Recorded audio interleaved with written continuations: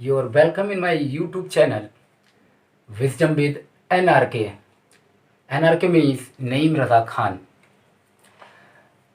Now today we will start the first lecture with the class 12th biology. The name of the chapter is Reproduction in Organism. अगर हम इस chapter की बात करें reproduction in organism, तो ये दोनों एग्जाम के पॉइंट ऑफ व्यू से बहुत ही इंपॉर्टेंट है, सीबीएसई एग्जामिनेशन के भी और नीट एग्जामिनेशन के भी। तो इसीलिए हमें इस वीडियो को बहुत ध्यान से देखना है, चाहे जो लोग सीबीएसई की एग्जामिनेशन की तैयारी करते हों और चाहे जो स्टूडेंट्स जो वो नीट की तैयारी करते हो। कुछ चीज़ें इस वीडियो को शुरू करने से पहले मैं आप लोगों से डिस्कस करना चाहूँगा कि यहाँ पर कुछ इम्पॉर्टेंट पॉइंट्स हैं जो मैंने पहले से ही लिख रखे हैं। वो इसलिए ताकि हम कम समय में ज़्यादा से ज़्यादा चीज़ों को कवर कर सकें। जैसे ही लेक्चर कंप्लीट होता है आप वीडियो को पॉज करेंगे और पॉज करने के बाद में ये सारे इम्पॉर्टेंट पॉइंट्स को अपनी कॉपी पर नोट डाउन कर लेंगे, क्योंकि जब भी आप दोबारा से रिवीजन करने बैठें तो बहुत ही शॉर्ट टाइम में इन नोट्स के थ्रू आप अपना वर्क को रिवाइज कर सकते हैं। चलिए स्टार्ट कर लेते हैं हम अपनी वीडियो आज की। Now first thing is that the name of the chapter, this is the first unit of the class 12 and first chapter of the class 12. The name of the unit and the name of the chapter is reproduction in organism. अगर हम सिर्फ बात करें अपने chapter के name की, तो chapter name is made by the two words.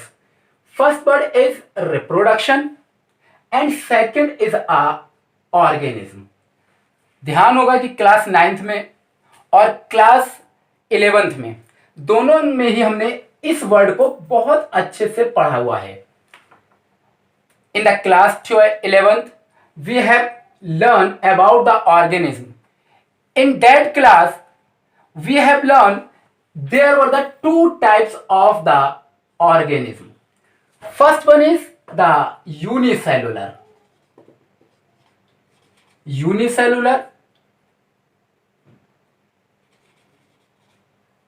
organism, and second one is their multicellular organism. ये दो तरीके के ऑर्गेनिज्म को हम क्लास 11 में बहुत अच्छी तरीके से पढ़ चुके हैं. एक तो यूनिसेलुलर ऑर्गेनिज्म को और second one is a multicellular organism को. अगर हम बात करें यूनिसेलुलर ऑर्गेनिज्म की, those organism is made by the single cell, they are known as the unicellular. Meaning of that, ऐसे ऑर्गेनिज्म जो सिंगल सेल के बने हुए हों, ऐसे ऑर्गेनिज्म को हम कहते हैं यूनिसेलुलर ऑर्गेनिज्म. एग्जांपल अगर हम देखेंगे तो क्लेमाइडोमोनास हो गया, अमीबा हो गया है, बैक्टीरिया हो गया है, पैरामीशियम हो गया. There are the so many examples of the unicellular organism.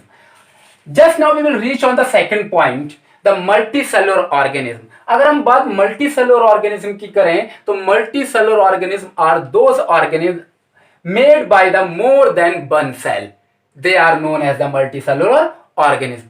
ऐसे organism जो एक से ज्यादा सेल के बने हुए होते हों, means more than one cell. More than one cell. They are known as the multicellular organism. Clear?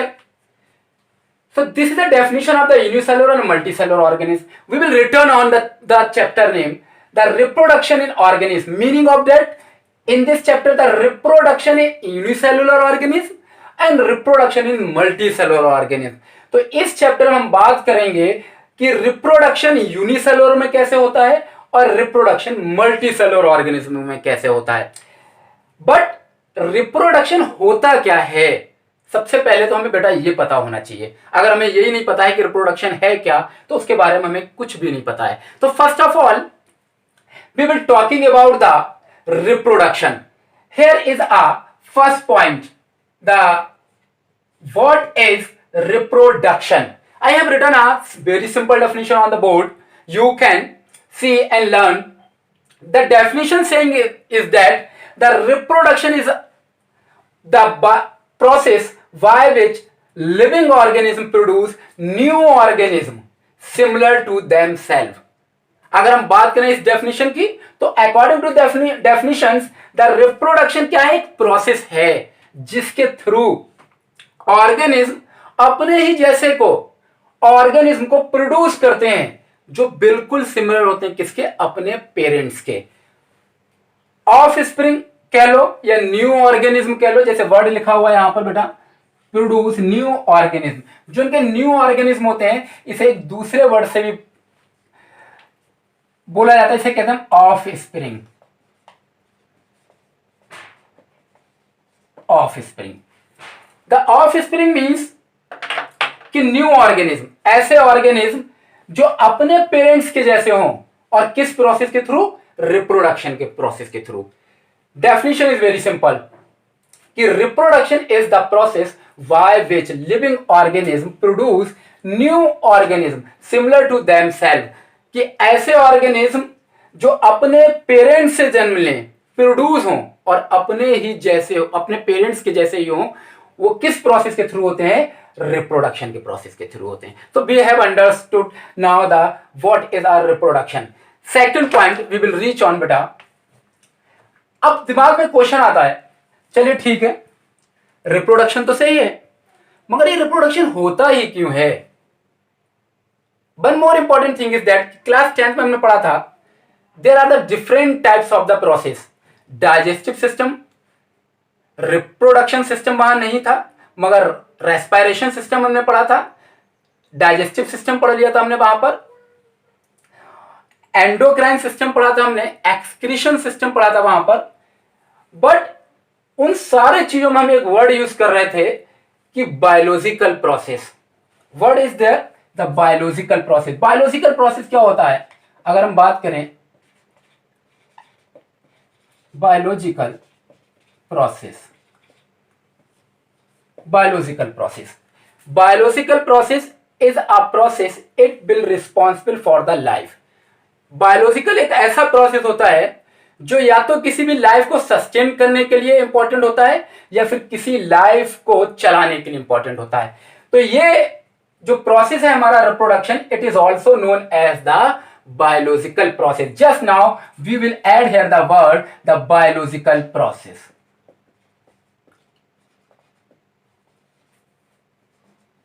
Biological process. Just now we can say the definition of the reproduction. The reproduction is a biological process by which the living organisms produce new organism similar to themselves. अब हम पहुंचते हैं इसके second point के ऊपर कि ये reproduction का प्रोसेस जरूरी क्यों होता है हमारे लिए। Here is written the second point. The why is reproduction necessary. अगर कोई ऑर्गेनिज्म रिप्रोडक्शन ना करे तब क्या होगा? क्या हर एक ऑर्गेनिज्म को रिप्रोडक्शन करने के लिए इंपॉर्टेंट है वो हर एक ऑर्गेनिज्म को रिप्रोडक्शन करना चाहिए? जो नहीं करेंगे उनको ऊपर क्या इंपैक्ट पड़ेगा ऐसी ऑर्गेनिज्म के ऊपर? So these all things, all question we will cover in this heading. The why is the reproduction is necessary. First point is that the reproduction is necessary for the maintaining the existence of the species on the earth. अगर किसी भी species को existence करना है अर्थ के ऊपर और अपनी स्पेसीज को बचा करके रखना है तो उसे रिप्रोडक्शन का प्रोसेस करना पड़ेगा। जैसे सपोज दैट आज ह्यूमन बींग्स हैं, हमारे जो पूर्वज रहे हैं, अगर उन्होंने रिप्रोडक्शन ना करा हुआ होता तो बेटा क्या आज हम यहां होते?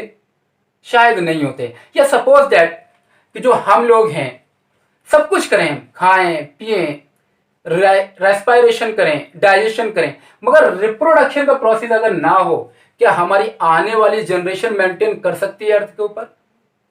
नहीं कर सकती है। It is impossible. second point is there. Why the reproduction is necessary? The second point is there that reproduction is important for the increasing the population of the species. अगर किसी भी स्पेसीज को अर्थ के ऊपर अपना नंबर बढ़ाना है तो उसे क्या करना पड़ेगा? रिप्रोडक्शन का प्रोसेस इंपॉर्टेंट है, उसके लिए उसे रिप्रोडक्शन का प्रोसेस करना पड़ेगा. जैसे सपोज दैट किसी स्पेसीज के अंदर जो इंडिविजुअल्स का नंबर है वो मान लीजिए 100 है. अब ये सोच रहा है कि इस 100 को हमें इंक्रीज करके अपना नंबर 1000 तक पहुंचाना है, 1000 तक. अब इसे 100 से इंडिविजुअल्स को 1000 तक ले जाने के लिए किस प्रोसेस की रिक्वायरमेंट पड़ेगी? वो रिक्वायरमेंट प्रोसेस है reproduction. So the reproduction process is important for the increasing the population of the species. Third point, why the reproduction is necessary? The reproduction is necessary for the transmission of the characters from one generation to the next generation. अगर किसी को अपने characters अपनी next generation तक पहुंचाना है तो उसके लिए कौन सा प्रोसेस जरूरी है? रिप्रोडक्शन का. जैसे सपोज दैट हमारे दादा या उनसे भी पहले के लोग वो ने रिप्रोडक्शन किया और उनके जेनेटिक कैरेक्टर्स आज हमारे अंदर हैं, इसीलिए तो हम अपने पापा से अपने दादा से सिमिलर होते हैं. इसी तरीके से हमारे बेबीज जो होंगे उनके अंदर भी अगर हमें अपने कैरेक्टर्स को ट्रांसफर करना है तो कौन सा प्रोसेस के थ्रू हमें करना पड़ेगा? रिप्रोडक्शन प्रोसेस के through.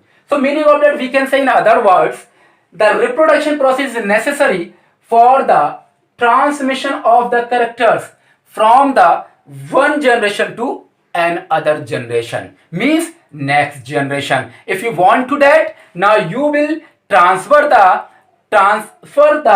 characters from one generation to next generation. So you will require the process of reproduction. Next point, कि why is the reproduction is necessary? The reproduction process is necessary for the variation lead to the origin of the new species. अगर हमें variation create करना है अर्थ के ऊपर, जो new species हो रही हैं, जो न्यू ऑर्गेनिज्म प्रोड्यूस हो रहे हैं, तो उसके लिए भी ये रिप्रोडक्शन का प्रोसेस बहुत नेसेसरी है. देखा होगा हमने इवोल्यूशन चैप्टर के अंदर क्लास 10 में पढ़ा हुआ है कि पहले के हमारे पूर्वज आदि मानव हैं और साइंस इज सेइंग दैट कि हमारे लोगों का जो भी इवोल्यूशन हुए हैं हम वो मंकीज से हुए हैं. धीरे धीरे हमारे जावा आया, उसके बाद में धीरे धीरे हम ह्यूमन बीइंग तक पहुंचे. तो ये सारा जो वेरिएशन क्रिएट हुआ मंकीज से लेकर के जो ह्यूमन बीइंग्स तक, वो किसके थ्रू हुआ है? रिप्रोडक्शन के through. So we can say in other words the reproduction process is necessary for the variation lead to the origin of the new species. So we have complete the second point, why is our reproduction is necessary. चलते हैं हम अपने अगले point के ऊपर. ये तो बात हमने कर ली अब तक कि रिप्रोडक्शन क्या होता है और व्हाई इज रिप्रोडक्शन नेसेसरी. अब बात यह है कि रिप्रोडक्शन के थ्रू कोई भी इंसान क्या करता है? बर्थ लेता है.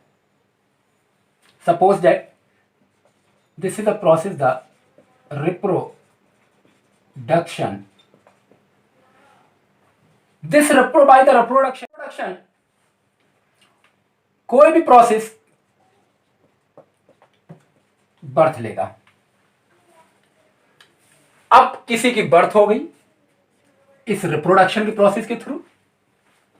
बर्थ होने के बाद में धीरे धीरे अपनी लाइफ को एक्सपेंड करेगा वो अर्थ के ऊपर, और उसके बाद में ओल्ड होगा और ओल्ड होने के बाद में उसकी डेथ होगी.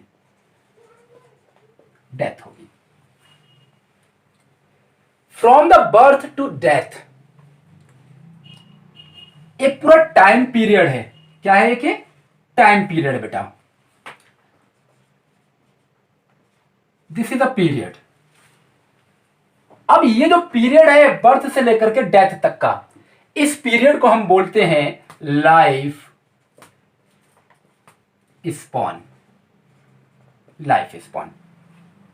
Okay, this is known as the life span. यही हमारा नेक्स्ट पॉइंट है, व्हाट इज लाइफ स्पॉन। जैसा कि मैंने आपको बताया कि रिप्रोडक्शन के थ्रू कोई भी इंसान बर्थ लेता है और बर्थ के बाद में एक टाइम आता है जब उसकी डेथ होती है, और बर्थ से और डेथ के बीच की जो पीरियड होता है उस पीरियड को हम कहते हैं life span. The definition is that the period from the birth to the death is called life span. या अगर हम दूसरे शब्दों में बात करें, the period between birth to the death that is known as the life span. देख लेते हैं हम अपनी definition. The definition is written here, the period from birth to the natural death of an organism represent its life spawn. Same thing is there. अच्छा, one more important thing is that कि जिसने भी worth लिए है उसे एक दिन death को भी देखना है। मगर सपोज दैट कोई आज किसी की बर्थ हुई और बर्थ होने के बाद में 10 साल बाद, 15 साल बाद कहीं उसका एक्सीडेंट हो जाए, और सपोज दैट 15 ईयर्स आफ्टर कोई जब उसका एक्सीडेंट होता है, तो क्या उसका लाइफ स्पॉन हम 15 ईयर ही ऐड करेंगे? बिल्कुल नहीं, क्योंकि वो उसकी नेचुरल डेथ नहीं है। Means death means natural death. Natural death, natural death means comes from the God. ऐसी डेथ जो गॉड के थ्रू आए, कोई एक्सीडेंट ना हो, कोई और किसी तरीके से डेथ ना हो, और जो नेचुरल डेथ हो जाए, कहां से? बर्थ से लेकर के, ऐसे पीरियड को हम कहते हैं लाइफ स्पॉन। इसे कहेंगे हम life spawn. One more important thing is that this is the life spawn. अगर हम बात करें इस लाइफ स्पॉन की, तो हम इस लाइफ स्पॉन को we can categorize in some period. In some period, first period is that of the life span birth. Birth life का अगर सबसे पहला पीरियड हम देखें जहां से लाइफ स्पॉन स्टार्ट होता है, तो उसे हम क्या कहते हैं? बर्थ कहते हैं। Okay, after that the birth, जब कोई बेबी इस बर्थ ले लेता है, उसके बाद में second stage and second period will come, that is known as the juvenile phase. Juvenile phase, first period of the life span is birth, second period of the life span is juvenile phase. यहां कोई organism birth लेता है, उसके बाद में birth लेने के बाद में वो एंटर कर जाता है जुवेनाइल फेज के अंदर। This phase is also known as the growth phase. क्या कहेंगे बेटा हम इसे? Growth phase. Growth phase means कि इस फेज के अंदर बेबीज बर्थ से लेकर के जो भी ग्रोथ करेगा वो सारी किसके अंदर काउंट होगी? जुवेनाइल फेज के अंदर। खाएगा, पिएगा, खेलेगा, कूदेगा और बड़ा होगा। After the juvenile phase, now the next phase will come, that is known as the reproductive phase.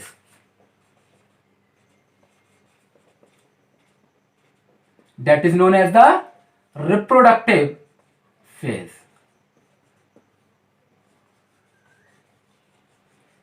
This is the third phase of the life span, the reproductive phase, in which the organism will show the reproduction process.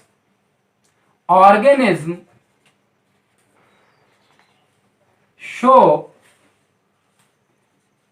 the reproduction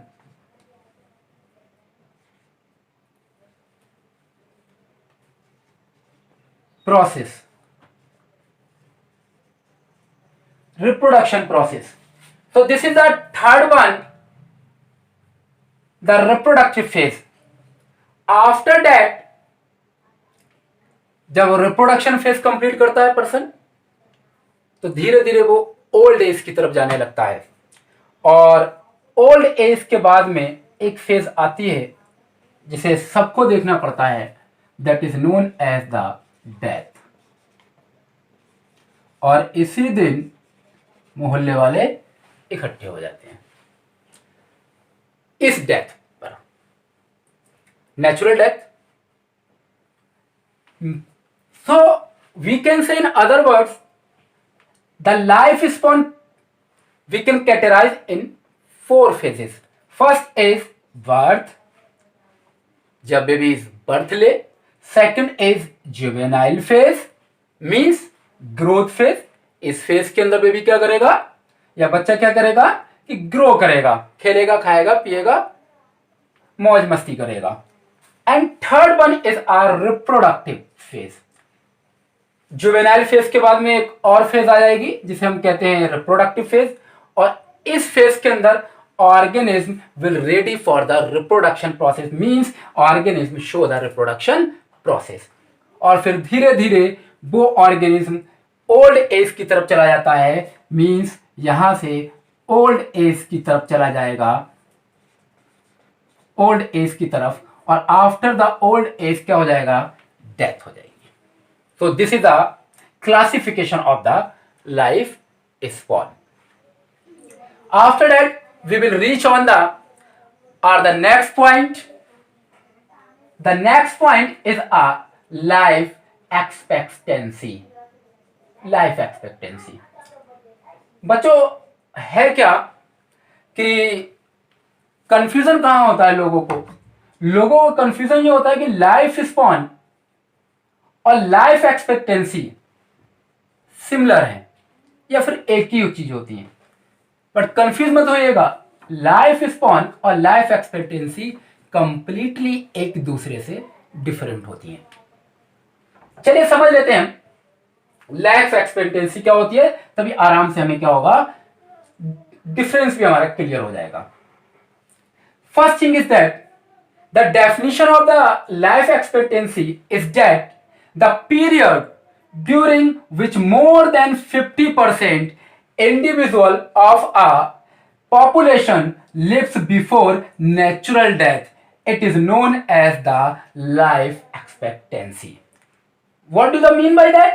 Meaning of that कि suppose that कि अगर हम बात करें human being की, तो human being का life spawn मान लीजिए 80 to 120 ईयर्स है। अगर नॉर्मल लाइफ स्पॉन की बात करें हम, किसकी, ह्यूमन बीइंग की, ह्यूमन की, तो लाइफ स्पॉन कितना है 80 to 120 years. But life expectancy कितनी होगी? क्या हम सबकी लाइफ एक्सपेक्टेंसी क्या कर सकते हैं 80 to 120 ईयर्स मान लें? नहीं। क्या मतलब वो लाइफ एक्सपेक्टेंसी की कि किसी भी पॉपुलेशन में जो हम एक्सपेक्ट करेंगे इंडिविजुअल को कि वो इंडिविजुअल, वो पॉपुलेशन कितने ईयर्स तक जिंदा रह सकती है, वो कहलाती है हमारी क्या, लाइफ एक्सपेक्टेंसी। जैसे सपोज दैट किसी पॉपुलेशन के अंदर मान लीजिए एक कोई पॉपुलेशन है, पॉपुलेशन, और ये पॉपुलेशन किसकी है, मान लीजिए ह्यूमन बीइंग की।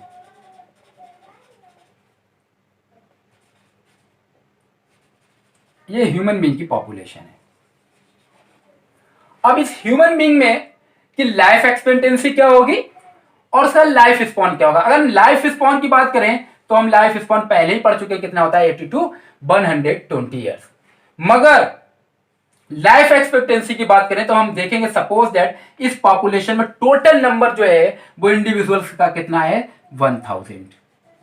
कितना है मान लीजिए 1000 इंडिविजुअल्स हैं इसमें। इंडिविजुअल्स हैं इसमें। अब लाइफ एक्सपेक्टेंसी के लिए क्या करेंगे, हम देखेंगे कि 50% लोग जितनी से ज्यादा लाइफ को जिएंगे वो इसका लाइफ एक्सपेक्टेंसी मान ली जाएगी। जैसे 50% अगर हम निकालेंगे तो लगभग 500 इंडिविजुअल्स मान लीजिए कोई 10 इयर्स का हुआ और उसकी डेथ हो गई, कोई 20 इयर्स का हुआ उसकी डेथ हो गई, कोई 130 साल का हुआ उसकी डेथ हो गई, कोई 150 साल का हो गया उसकी डेथ हो गई। मगर हम क्या निकालेंगे 50%। क्या निकालेंगे 50% लोगों को हम देखेंगे कि 50% लोग लगभग किस एज तक जिंदा रह रहे हैं। उस एज को हम मान लेंगे कि उस पॉपुलेशन की ये क्या है, लाइफ एक्सपेक्टेंसी है। जैसे अगर हम बात करें अपने यहां इंडिया की, तो अपने यहां इंडिया की जो लाइफ एक्सपेक्टेंसी है वो इस वक्त 65 इयर्स है। लगभग हम एक्सपेक्ट करते हैं कि हमारे यहां के इंडियन कोई भी इतने साल तो लगभग जिएगा ही, क्योंकि हमारी 50% से ज्यादा पॉपुलेशन इस एज को क्रॉस कर लेती है। तो हमारी एक्सपेक्टेंसी इंडिया की कितनी हो गई, 65 इयर्स। अगर हम बात करें यूएस की, अगर हम बात यूएस की करें तो लाइफ एक्सपेक्टेंसी वहां की कितनी हो जाएगी, 78 ईयर। वहां के लोग हमसे ज्यादा जीते हैं, 78 ईयर। मतलब कि अगर हम टोटल पॉपुलेशन यूएस की बात करें तो वहां की टोटल पॉपुलेशन की 50% इंडिविजुअल्स जो हैं पॉपुलेशन, वो 78 ईयर्स को क्रॉस कर जाते हैं, जिंदा रहते हैं 78 ईयर्स तक। इसीलिए वहां की जो लाइफ एक्सपेक्टेंसी कितनी हो जाती है, 78 year. This is the life expectancy of USA और India. This is the life expectancy